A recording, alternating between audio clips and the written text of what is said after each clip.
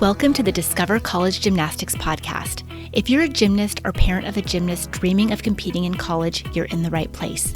Each week, join me as I talk to college gymnastics and acro and tumbling coaches from across the country. They'll reveal what they look for in a recruit, what it's like to be a college athlete, and they'll talk about what makes their programs unique.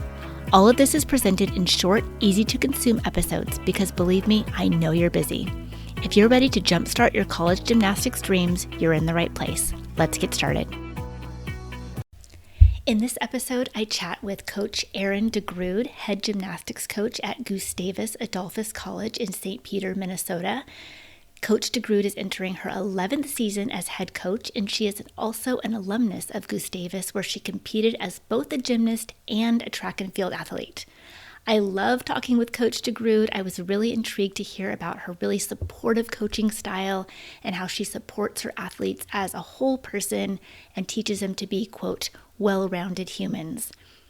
She encourages her athletes to pursue their academic and professional dreams along with competing as a collegiate gymnast. We also talk about how she recruits her athletes, what qualities she's looking for, and why Instagram is her favorite way to keep an eye out on potential recruits. I think you're going to find Coach DeGrood such a joy to listen to, so without further ado, here is my interview with Coach Aryn DeGrood of Gustavus Adolphus College. Coach DeGrood, welcome to the podcast. Hi, thanks for having me. Okay, so we are recording this in November. I can't believe it's the holiday season is upon us. And your season starts in January, correct? Yep, January 4th is our first meet. Okay, so before we get started with all the nitty-gritty about recruiting and everything, what is one thing that you are looking forward to this upcoming season? Gosh, I think the biggest thing I'm looking forward to is just having a kind of a new team. We have 9 of my 21 are freshmen, and then 8 are seniors. So it's very senior and freshman heavy.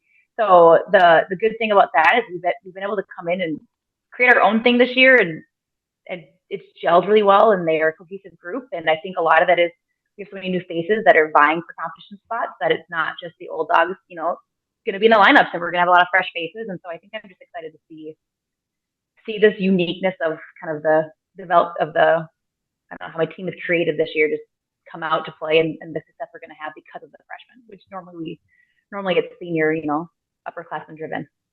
Yeah, I do have freshmen from all over out here in California, Ohio, Yeah. Oregon. So that's really cool.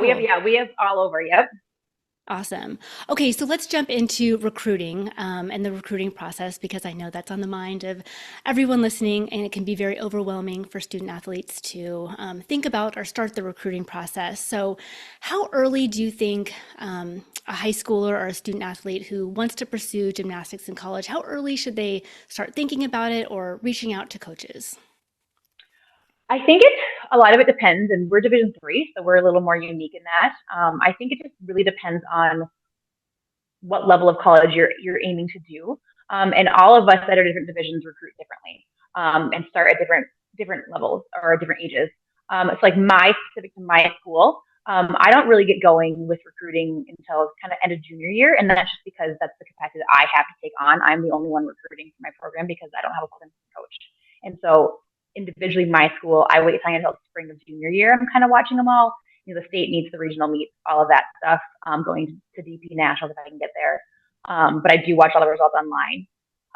So we're a little later, but it's never too early to email people. It's never too early to create Instagram accounts, start following them. I'll get notifications on Gustavus Gymnastics Instagram if like 26 or 27 or 28 follow me. I'll follow them back. Okay. I just won't actively engage in the communication until kind of that junior year standpoint. Okay, so you mentioned meets. Is that your preferred method? Like, how do you come up with your watch list? Do you go to like DP Nationals, Regionals, Easterns? Are you looking on Instagram? Are you looking at meet scores? How do you come up with your list that you're watching? A lot of mine's Instagram, honestly. I think Instagram, especially for us at Division III, has been a really good tool. We don't have a lot of us don't tend to get to travel to as many meets as some of the some of the D1 coaches get to. They just have bigger staffs and more of a budget for that stuff. So I'm not able to get to practices at clubs or get to the big meets like other people are, partly because of my own situation. My husband coaches basketball with Davis.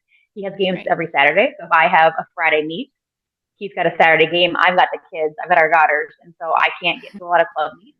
So Instagram's kind of for me been a game changer, enabling, the athletes have this amazing ability to create stories right away, put their videos up right away. They record on their phone, and as soon as the meet's over with their scores, they can put them, put a highlight reel of all of it, and it'll show on my gymnastics feed. So Instagram's been a big way to do it. I do try to get to some of our local meets, the bigger ones, throughout the year. My goal is always to try to get to BP Nationals.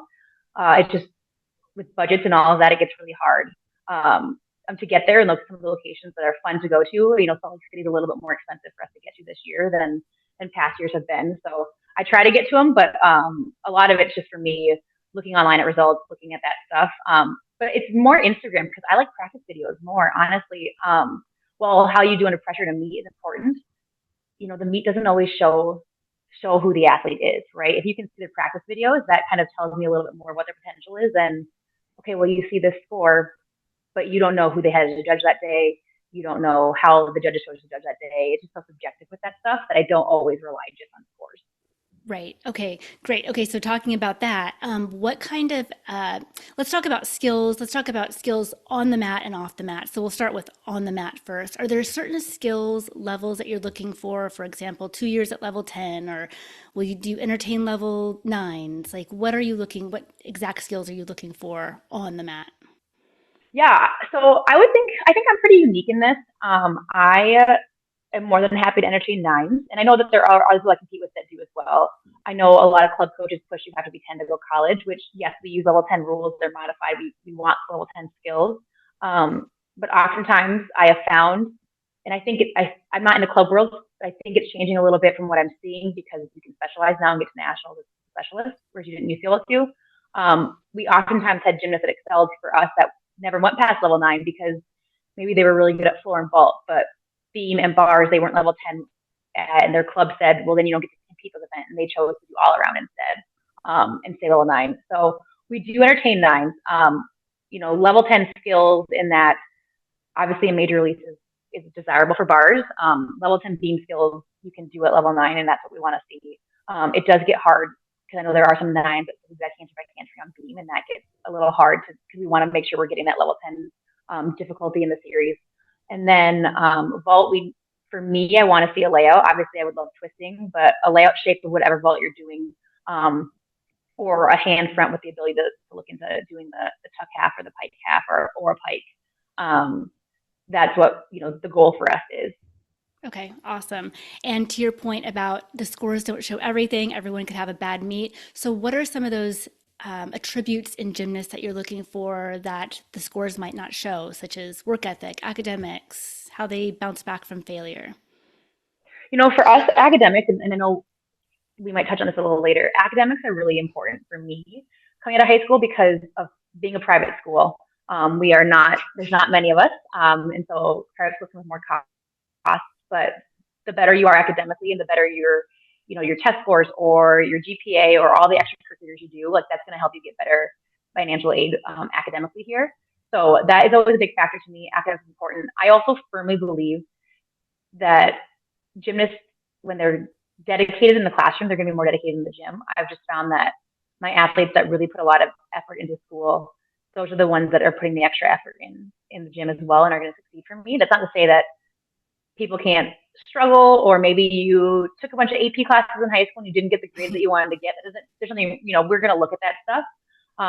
That doesn't mean you can't succeed in college, but strong work ethic and dedication to school is important to me because my job in college, obviously I want to recruit athletes and I want to win, but my favorite part of my job is watching those athletes take it from 18 years old and a high school senior to now looking to graduate college, applying. I've got one that's had a bunch of practice lately because she's flying all over the country to go to PA school interviews. And Oh, wow. okay, great. Like, let's get you to PA school. Like, that's your dream. I want that for you. And I really want to see them succeed professionally as well. And so I don't just look at kind of the whole picture of just gymnastics. I kind of look at the life picture. And my goal is more worldview oriented than just, just our small sport and the small 4 years we get together.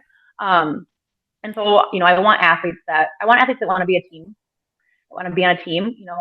Club gymnastics is a little harder than the high school gymnast for this. The high school gymnast is used to having to compete for a lineup spot, whereas you don't have to in club, right? If you're able to compete, you're going to compete your events.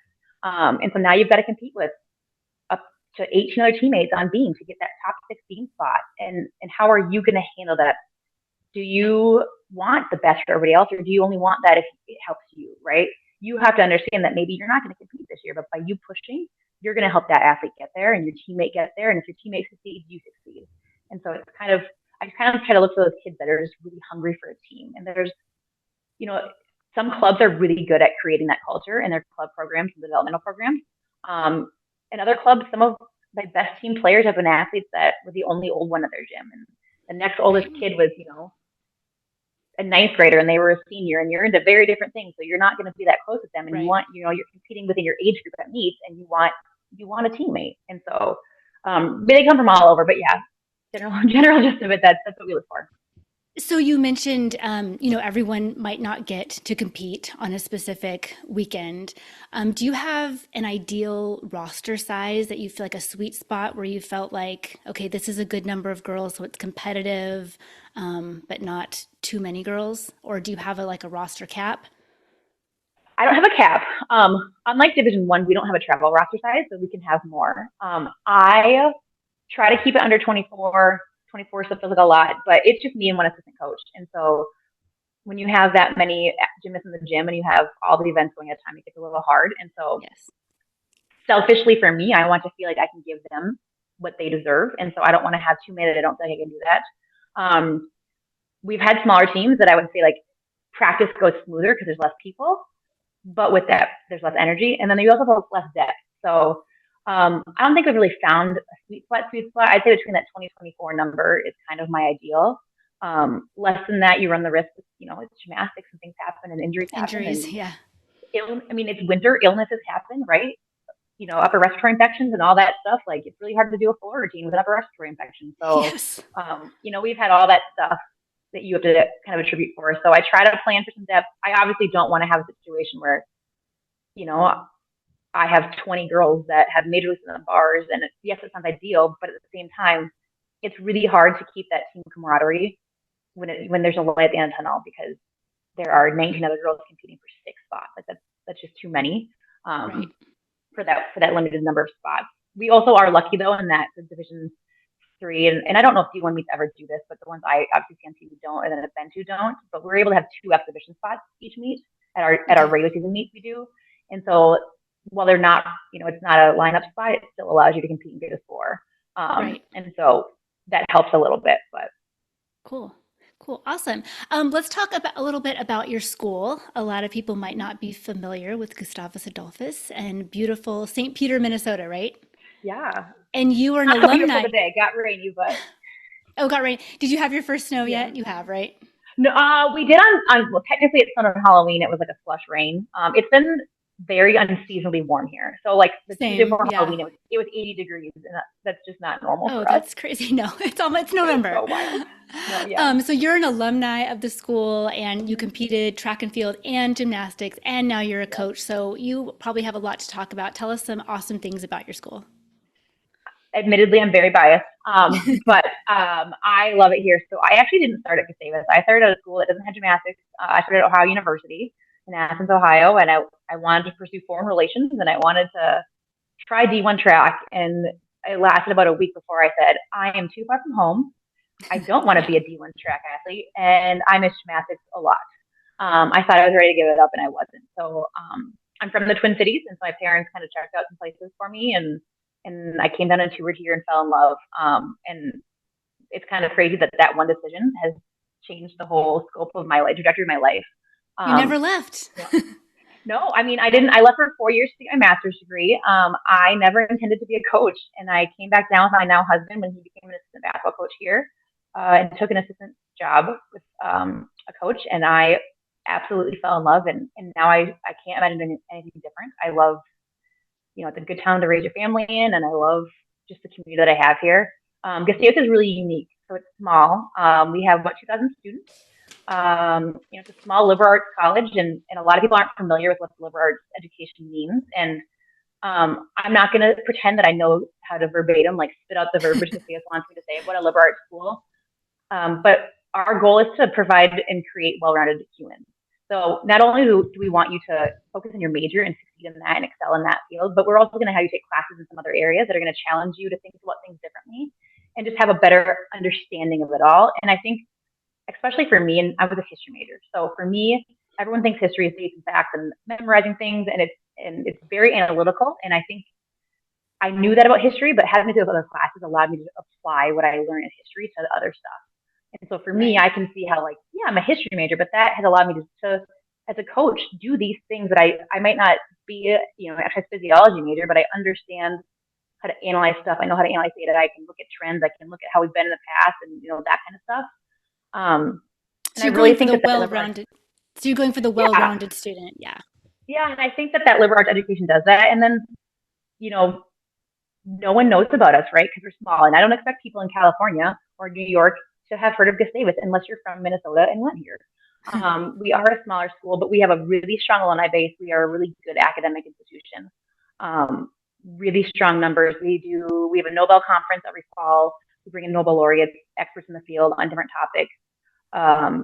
It gets international attention. I mean, we are a very high academic school. And so the benefit for me of that as a student athlete and being Division III is not only do you get to pursue your passion, which for all of us that were gymnasts, it's our identity. Like, I left that identity for about 4 years, and then it turns out I didn't want to leave that identity, and I brought it back. Yeah. I never thought I'd be a coach in college. I thought I was ready to put a neat little bow on it and move on.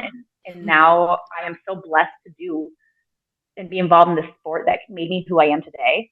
And I love that as a Division III private school, we get to provide the opportunity for student athletes to continue that passion at a high level and to get really good academics and really set themselves up for success in the future. Gustavus is it's so unique, but it's just such a little gem to me. And again, I know I'm really biased. We have a gorgeous small campus. It's really a good community feel, and it's a place that you just get to be yourself and explore who you want to be as an adult and who you want to become, and you're going to get supported the whole way. And I think that is the benefit of a small school, honestly. I just think it's amazing that you said that someone is going to PA school or applying to PA school. I mean, that is something that you could never do like D1 gymnastics and do a major like that. So that is very unique. Oh, no, we have athletic trainers on our team. So AT has changed how their program works now. Next year, it's a master's program now. So I have a junior who's applying to start her 2 years of the master's program starting next year. So she'll technically be a master's student on my team. We are one of the few sports that's going to be allowed to have that you're going to be allowed to do athletics with being a graduate student AT.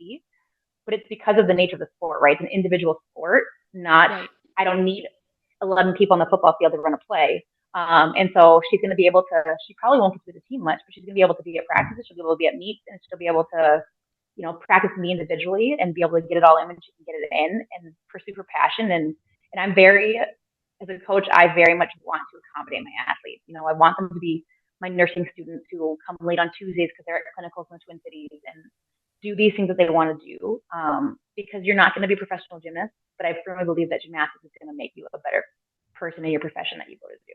100%. You talked about supports that you have. I'm sure it's, as a freshman coming in, you're doing gymnastics, you're an athlete, you have, these demands of college. What support systems do you guys have in place to support them during their freshman year and beyond? Yeah. So one thing about Division III is that we can't give our student athletes things that we don't give our non-student athletes. So they have the same support that any general student at Gustavus has. We have a lot of resources academically to make sure you stay on track.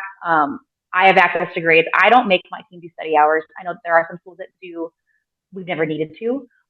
They're great students. If that need arises, we've talked about, like, we could do that.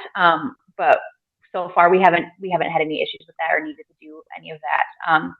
So there's a lot of academic counselors. There are mental health counselors. That's the big one right now. Gustavus is doing a lot to increase their support of that, and we are making a big push, hopefully soon, to get a specialist to come in and do some counseling center hours in the other department, specifically for athletes that maybe can't get there when a lot of the open times are during practice slots. So they have the access they need to those resources as well. We have a phenomenal athletic training staff. We are one of 3 sports on campus where our athletic trainer travels with us to every meet. She's actually one of my alums. She's from California, actually. Awesome. And her sister just graduated last year. So she is incredible. We have, sports medicine doctors from the Twin Cities that come down, orthopedic surgeons that come down weekly. So we have protocols for all that. It's really nice the support we have, physically, mentally, all of that. And then I think a big piece of the support, honestly, is each other. They're really good at supporting each other and lifting each other up and helping each other through the struggles. And they're all different majors. And so if you're struggling, that maybe a chemistry major and you're struggling in Chem 101 and you want some answers, they can help you, and they're willing to do that. So we've got a really good, strong support system in place kind of for everybody and to make sure that they succeed. Do the girls live together, or do they kind of live? They do. I actually don't like them to freshman year. Yeah. It sounds crazy because I know so many people want them to. I have a handful that are this year. I don't like them to because one, I think it's really important to get friends that aren't just gymnasts, right? Because if you're going to be the same major, Yeah. you're going to be in a team. And in our sport, while our season might not be officially year round, our sport is year round, and they're in the gym and Yes. then the weight rooms together year round. And so they sometimes you need a little break and you need other people to be around. And so I always encourage them to live with other athletes freshman year. Um, and so it just depends on the individuals. I have a lot of upperclassmen that do live together, that just have chosen that and chose that path of it all. And then I have ones that don't, that are great teammates and great friends with the girls on the team, but have their other friendship group outside of it that allows them to have, a healthy break when they need it. I like that. I like that a lot. In terms of, you talked about how gymnastics is a year-round sport. I think everybody knows that. So if you're in season, can you give me an idea of what a typical, if there is a typical week, is like for your gymnasts as far as practice, class, meets, etc.? Yeah, so it actually changed this year. So we got a new academic calendar and how we do things in our days. And so we actually have a break at Gustavus now from 3:30 to 5:30. That's Okay. supposed to be it's for music ensembles and then athletics for and meeting times. We had a lot of issues with like labs and all of that. So this is the first year that I have almost every single person at practice for the whole practice time at every practice, which is crazy. Normally we have Okay. half the teams on one day a week, 2 days a week. So that's been really nice. So typically we will go 5 days a week, kind of this preseason time frame that we're in now, and we actually start at 3 because of the way the class schedule ends. So we go 3 to 5:30 or 3 to 6, depending on if it's now. We did 3-hour practice before fall break last week or 2 weeks ago. I mean, and so now we're into 2.5-hour practices. They do lift 3 days a week for an hour in the morning outside of that. Okay. So you can add that in.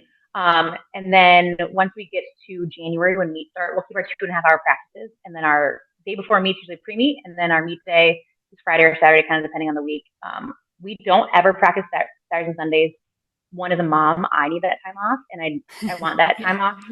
I do that family. But two, I very much want them to be college kids too. I want them to go to the football games. I want them to have fun. I want them to go join clubs, or if you want to go home, for a weekend, or if you want to go to a concert or whatever else you want to do, I Yeah. want them to have that time to be a college student as well. And so I very much am protective of those weekends off for them in the fall, and then as much as I can be in the winter as well. Academically, they don't get a say. Athletics doesn't impact their class schedule at all, right? So, whereas like at the Division I level, there are those things that student athletes get, where maybe they get a registered class first to make sure their classes don't interfere with practice or whatever it Right. might be. At the Division III level, we can't do that, and so they register like regular students, and they get the classes they need when they need them. And we kind of work around it if we have any conflicts at all. Awesome. So let's talk about you a little bit. What is your coaching style, if you could describe it, and maybe what is the culture that you're trying to bring to the team? I know you talked a lot about you want them to be college students, you want them to have that strong team bond. Is there anything else? I am a very laid back coach, I'll say, compared to I don't know how my peers coach at practice. I see them at meets, but that's not the same scenario that you're going to see them at practice every day.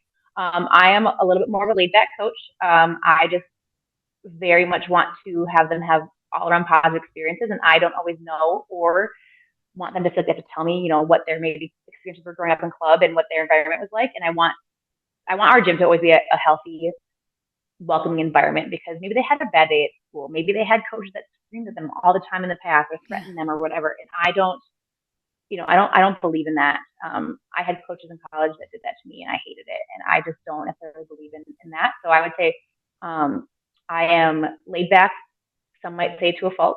Um, my athletes, that's changing a little bit, but they very much know that like I'm going to accommodate them. They can't cross that line and take advantage of that. But I want to take into account their mental health. I want to take into account their academic load. I want to take into account, do you have 4 tests this week? Is your brain fried? Okay, if your brain's fried, like you're not thinking right, maybe we shouldn't be throwing 12 series a day. Maybe we need to rein it in a little bit. And I think being where I am in life, I can look back now at college and how I was in college and understand like, oh, I didn't sleep great last night because I was studying. My body's not going to function at a high level because of that. And so I try to really take advantage of understanding that now to help reduce injuries and silly injuries that are preventable because someone's fried or tired or, has a lot of stuff going on personally that they need just a little bit of grace for. So I try to take a lot of that into account, but we very much are working to create a team culture in the gym. So we do a lot of team-oriented assignments. We do a lot of team challenges. They play a lot of games in the gym because that's what they like to do, and it keeps it light and fun and not the same thing over and over and over again. Right now, this season, we're in a little bit of a kind of monotonous same routine time because we're getting routines, together and consistent and cleaned up and getting, gearing up for inner squads and all of that.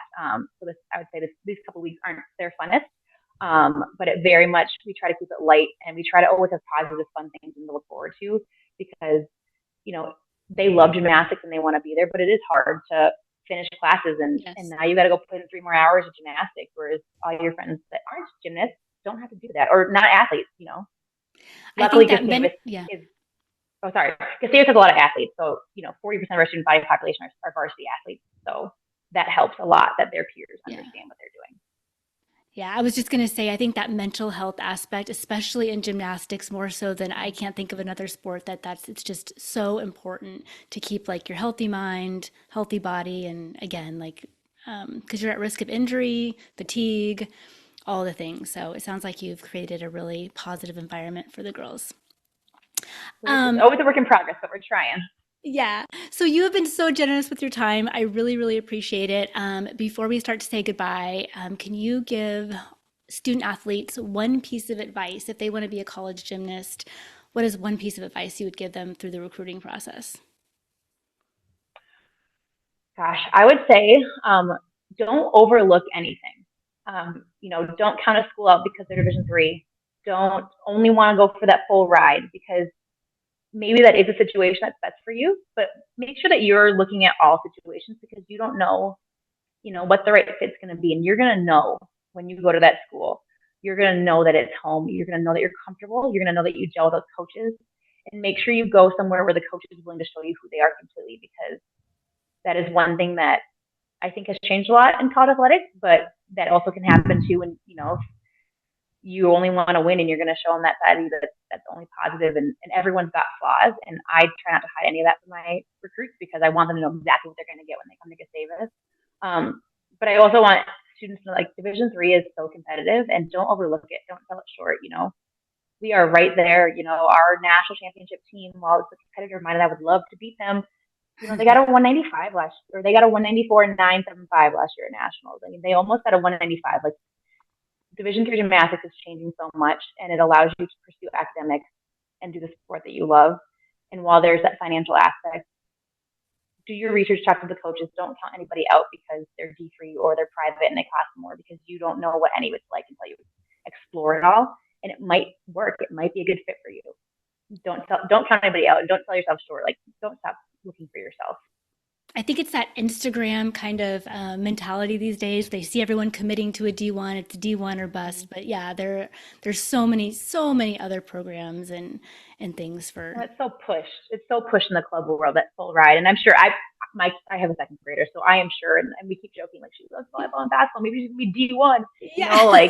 But I know, I'm sure as a parent you want that for your student athlete, but there's a lot that comes with that too, and so you have to know all of it for everything. And I thought I wanted the D1 experience, and it turns out D3 is my perfect place. And my mom was right all along, and so I listened to her. And now the mom is always right.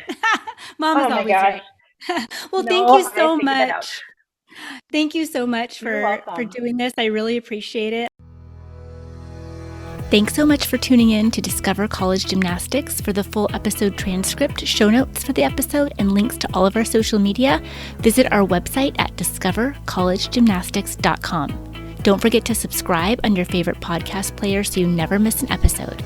We'll see you next time as we sit down with another coach for an inside look at the world of college gymnastics.